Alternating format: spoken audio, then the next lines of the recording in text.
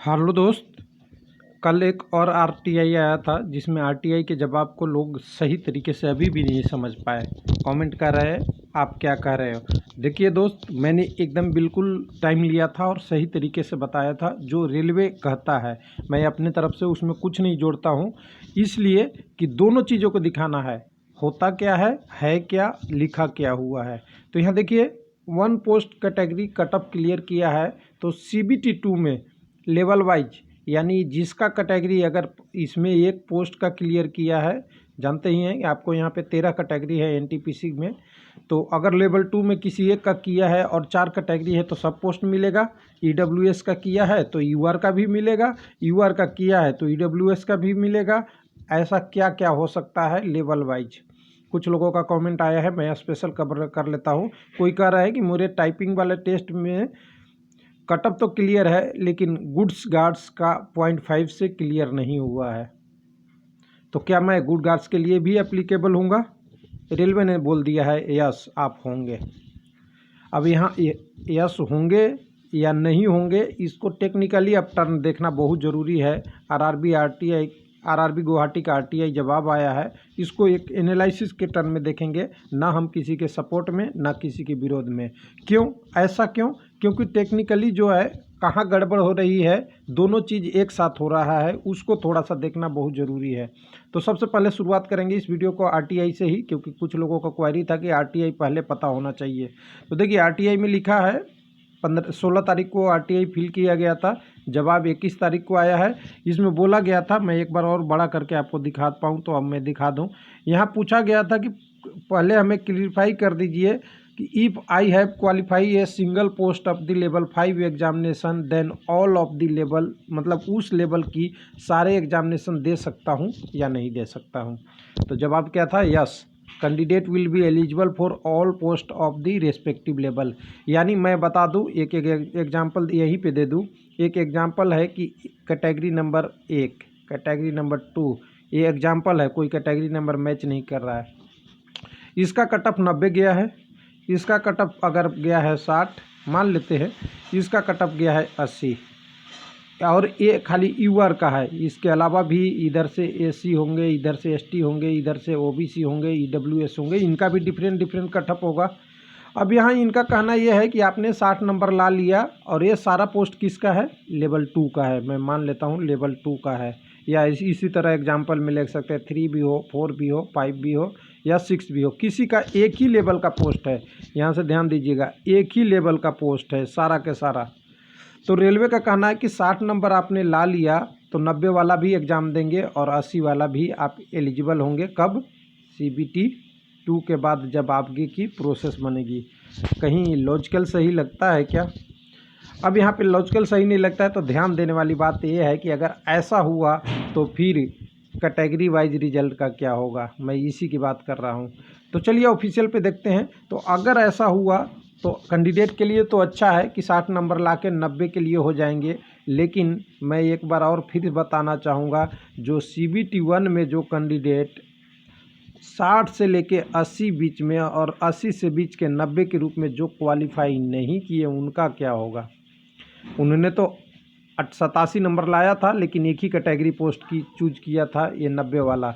हो सकता है 80 वाला किया हो, अलग अलग कंडीशन सबकी होती है। हो सकता है कोई लोग सब भी किया हो, कोई हम नहीं गारंटी लेते कि एक किया या 2 किया या 10 किया। हो सकता है इसकी मेडिकल स्टैंडर्ड A2 हो और इसकी मेडिकल स्टैंडर्ड A3 हो और इसकी मेडिकल स्टैंडर्ड B1 हो। तो B1 वाला केवल चूज किया क्योंकि उसका हो सकता है I 6/9 हो, 6/12 हो, ये भी हो सकता है। बहुत सारी कंडीशन है। तो ये सीबीटी वाला कैंडिडेट तो फेल हो गया, लेकिन सीबीटी 2 में जो कैंडिडेट 60 नंबर लाया था वो 90 वाला का भी बेनिफिट लेगा इस हिसाब से। तो ये गलत है। अब चलते हैं इसकी ऑफिशियल रिजल्ट में। ऑफिशियल रिजल्ट में हम देखिए फिर से अजमेर और कोलकाता ही इसी वीडियो खोल रहे हैं कि एक जगह रिजल्ट है सारा। अब यहाँ पे देखिए लेवल 2 में दिखा दूँ। लेवल 2 की हमने बात कर लिया था, अब लेवल 5 या 6 बात करना चाहिए। तो लेवल 6 हम यहाँ पे बात कर लेते हैं। लेवल 6 में देखिए यहाँ पे सीनियर कॉमर्शियल क्लर्क कम टिकट क्लर्क है, कॉमर्शियल अप्रेंटिस है और स्टेशन मास्टर है। 3 कैटेगरी है, 3 कैंडिडेट है और तीनों का कटअप में बहुत डिफरेंस है। देखिएगा, कॉमर्शियल अप्रेंटिस की कट ऑफ 93 है, सीनियर कम क्लस्ट का सबसे कम 81 है और स्टेशन मास्टर के लिए आपका 83 है।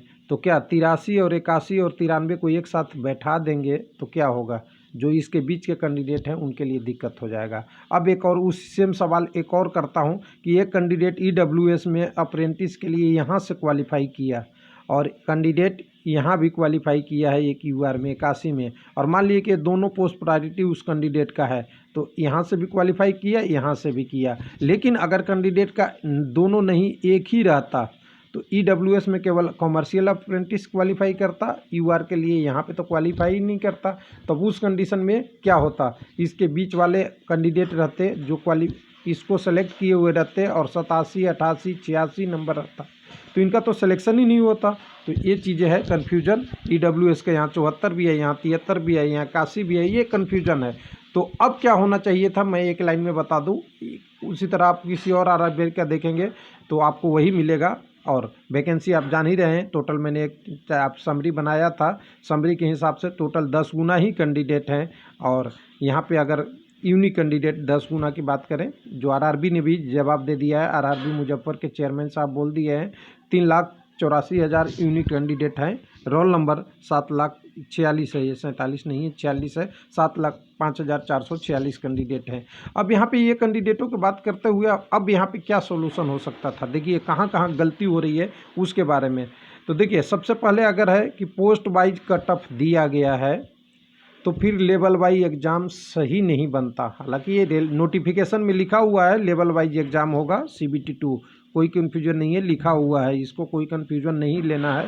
लेकिन अगर पोस्ट वाइज कट ऑफ दे रहे हैं तो फिर लेवल वाले एग्ज़ाम लेते हैं तो कंट्राडिक्शन पैदा होता है। ठीक है, अगर आपने लेवल वाइज भी एग्ज़ाम लेना है, नोटिफिकेशन लिखा हुआ है, तो आपने पोस्ट वाइज कट ऑफ दिया वो गलत है। फिर भी अगर ऐसा करना है तो आपको एजुकेशनल क्वालिफ़िकेशन पे जाना चाहिए था। एजुकेशनल क्वालिफ़िकेशन मतलब कट ऑफ तो पार कर दिया, कट ऑफ ये लिखना चाहिए था कट ऑफ पार है, लेकिन वो अपनी एजुकेशनल क्वालिफ़िकेशन से होगा। तो यहाँ कह रहे हैं कि एक ही लेवल का एग्ज़ाम देगा, दूसरे लेवल का नहीं देगा, तो एजुकेशनल क्वालिफ़िकेशन वाला भी गलत हो जाएगा। तब क्या करना चाहिए था, सबसे पहली सॉल्यूशन एक ही थी कि जो आपको जैसा CBT 2 लेना था, ध्यान दीजिएगा, CBT 2 लेना था वैसे ही CBT 1 का रिजल्ट देना चाहिए। आपने लेवल वाइज एग्ज़ाम लेना है तो लेवल वाइज कट ऑफ दीजिए। अगर आपको कट ऑफ किसके तरफ होना चाहिए था, यानी आपको लेवल कैटेगरी वाइज लेना था तो CBT 2 को किसी में आप उसको एजुकेशनल क्वालिफ़िकेशन से एलिजिबल तो करा दीजिए, लेकिन कट ऑफ तो वही होगा, उस क्वालिफाई उसी पोस्ट का होगा जिस पोस्ट का वो कट ऑफ क्लियर किया। अब यहाँ कंट्रडिक्शन है, अगर उसी पोस्ट के लिए कट ऑफ क्लियर किया है और उसी का एग्ज़ाम देगा तो लेवल 5 के लिए जितने भी पोस्ट है, लेवल 4 के लिए जितने पोस्ट है, 3 के पोस्ट है, अनयूटिलाइज हो जाएंगे, मल्टीपल नहीं हो जाएगा। यानी जो हमने कहा था वही चीज़ें हैं और सब लोगों ने बोला है CBT 1 में ही क्या लग गई, आपकी पोस्ट प्रायोरिटी लग गई, यही गलत हो गया। CBT 1 में पोस्ट प्रायोरिटी को इतना महत्व नहीं देना चाहिए था, उससे क्वालिफाई कराना चाहिए था, लेकिन इन्होंने पूरी तरह से पोस्ट प्रायोरिटी को लगा दिया, जो CBT 2 में जाके थोड़ा सा कन्फ्यूजन है। बाकी RRB को क्या करना है, रिवाइज रिजल्ट देना है, एक स्टूडेंट एक रिजल्ट देना है, या आगे क्या प्रोसेस करना है वो RRB के अधिकार क्षेत्र में आता है। हम केवल जो सामने डाटा आ रहा है उसकी बात कर सकते हैं। तो एक बार और RTI देख के वीडियो को ख़त्म करते हैं। RTI में वो सीधा बोला हुआ है कि अगर एक लेवल में कितना भी नंबर से आप क्वालिफाई कर गए हैं तो आप उस लेवल की सभी पोस्टों का एग्ज़ाम दे सकते हैं। अब नोटिफिकेशन ऐसा नहीं कहता, नोटिफिकेशन तो ये कहता है कि आपने जिस पोस्ट के लिए क्वालिफाई किया है उसी को आप एलिजिबल हैं। तो कुछ लोग कह रहे थे इसमें बहुत कन्फ्यूजन है। देखिए कन्फ्यूजन तो इसीलिए है कि RRB कह रहा है कि मिलेगा और पोस्ट एलिजिबिलिटी कहता है नहीं मिलेगा। अब रहा मेडिकल की बातें, लोगों का सवाल रहता है कि मेडिकल का क्या होगा, तो मैं एकदम क्लियर बता दूं। एक क्वेश्चन और है लोगों का यहाँ का, मैं लिख दूं यहाँ पे आपको, मैं अपने यहाँ पे लिख देता हूँ, इस पे आ जाइए, यहाँ पे लिख देता हूँ, आप डायरेक्ट पढ़ लीजिएगा। कुछ लोग कहते हैं फर्स्ट प्रायोरिटी जो पोस्ट था उसका मेडिकल A2 है और मैं फेल हो गया, तो सेकंड थर्ड फोर्थ मिलेगा क्या, मिलेगा या नहीं मिलेगा। अब सवाल तो बहुत अच्छा है आपकी, लेकिन आंसर इसका बहुत आपको अच्छा नहीं लगने वाला है। अब देखिए अच्छा क्यों नहीं लगेगा, मैं बता दूं कि नहीं मिलेगा, नहीं मिलेगा। तो फिर कहिएगा कि क्यों। तो आरटीआई के क्लियरिफिकेशन आपने देखा था, क्या क्लियरिफिकेशन था। मैं एक बार सारा चीज़ आपको ऑफिशियल दिखाना चाहूँगा, एक बार बिना थोड़ा एक मिनट आपको टेक्निकली टर्म में स्ट्रॉन्ग, हम लोग जितना स्ट्रॉन्ग बनेंगे उतनी अच्छी बात है। रेलवे का क्लियरिफिकेशन कहीं आया था, वेबसाइट पे देखना पड़ेगा, शायद इसमें नहीं मिल पाए हमें। ये पूरा वाला होगा, ये पूरा वाला होगा, इसमें नहीं है। ये मैं एक बार वेबसाइट पे आपको लेके आता हूँ।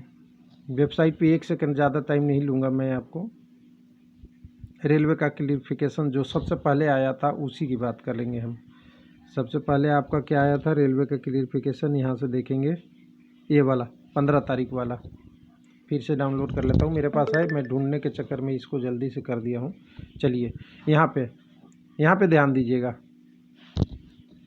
यहाँ पे देखिएगा, यहाँ पे आप देखिए कि in addition while eligible candidate will be appear for each separate corresponding CBT2। यहाँ तो दिया है कि एलिजिबल है तो CBT2 में आप सेपरेट करेंगे, लेकिन आपकी eligibility option will be selected for final appointment will be against only 1 post. क्या ओनली 1 पोस्ट, सिंपल सी। अब यहाँ पे इसको डिराइव कीजिए, जब आपका CBT2 का रिजल्ट के बाद क्या आएगा, CBAT का रिजल्ट आएगा और टाइपिंग स्किल टेस्ट का आएगा, टाइपिंग स्किल टेस्ट का आएगा। ये रिजल्ट आ जाएगा CBT2 के, जिसमें CBAT है, टाइपिंग स्किल टेस्ट है, उसका रिजल्ट पहले आएगा। उसके बाद क्या होगा, इन दोनों का रिजल्ट आने के बाद आपकी CBT2 में जिसमें डायरेक्ट डॉक्यूमेंट वेरिफिकेशन है उसका रिजल्ट होल्ड रहेगा। उसका रिजल्ट कब आएगा, जब CBAT और टाइपिंग स्किल टेस्ट का रिजल्ट आएगा उस समय आएगा। और जब ये रिजल्ट आएगा उस समय आपको क्या होगा, अब ध्यान दीजिएगा। एक कैंडिडेट ने लेवल 6 का एग्ज़ाम दिया, जैसा कि नोटिफिकेशन कह रहा है, 5 भी दिया, 4 भी दिया, 3 भी दिया, 2 भी दिया, इससे ज़्यादा तो नहीं दे सकता CBT2। अब ये सारे एग्ज़ाम उसने दे दिया है। अब यहाँ पे ध्यान दीजिए, यहाँ पे कह रहा है कि फाइनल जब सिलेक्शन होगा, यानी डॉक्यूमेंट वेरिफिकेशन और मेडिकल एग्जामिनेशन के लिए जो कैंडिडेट जाएगा लेवल 6 में, अगर मान लीजिएगा एक पोस्ट है, लेवल 5 में एक पोस्ट है, लेवल 4 में एक पोस्ट है, लेवल 3 में एक पोस्ट है और लेवल 2 में एक पोस्ट है, एक ही पोस्ट है, इसलिए मैं एक पोस्ट रख रहा हूँ कि आपको समझ में आ जाए। तो ध्यान दीजिएगा, जब फाइनल एग्जामिनेशन बनेगा तो लेवल 6 के लिए कैंडिडेट डॉक्यूमेंट वेरिफिकेशन में ओरिजिनल में और 0.5 किस में जाएगा, वेटिंग लिस्ट में। तो इसको हम 0.2 को इसको ख़त्म करने के लिए इसको 2 कर देते हैं, थोड़ा सा और समझ लीजिएगा, कुछ लोग को कन्फ्यूजन ना हो जाए। 2 कैंडिडेट जाएगा डॉक्यूमेंट वेरिफिकेशन और मेडिकल एग्जामिनेशन में, उसमें से एक कैंडिडेट क्या 2 + 1 जाएगा, 3 कैंडिडेट। एक कैंडिडेट किस में जाएगा, वेटिंग लिस्ट में जाएगा और 2 मेन में जाएगा। सभी तरह इसी में 3-3 कैंडिडेट हो गया।